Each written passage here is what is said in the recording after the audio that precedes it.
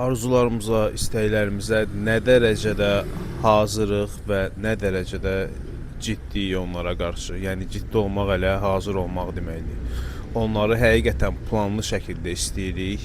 Yəni bununla bağlı bir fikirlərimiz var, yoxsa sadəcə istəyirik.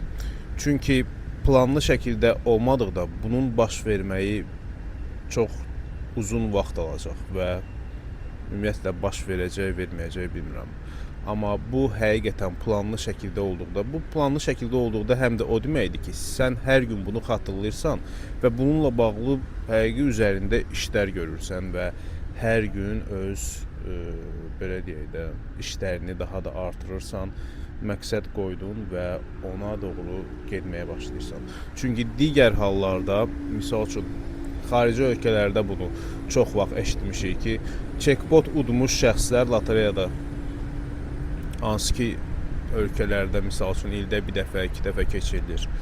Bu şəxslər bir saniyə ərzində milyonçu olurlar və bir ay, 2 ay, nə bilim, yarım il sonra isə bütün milyonlarını itirirlər. Niyə görə? Çünki bu şəxslər bu milyonlara hazır deyildi, dostlar.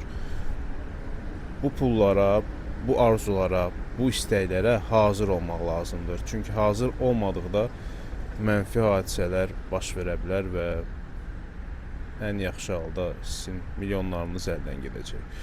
Çünki buna tam şəkildə hazır olmaq lazımdır və planlarınızı beyniniz görməlidir. Bilməlidir ki, bunu nəyə görə istəyirik?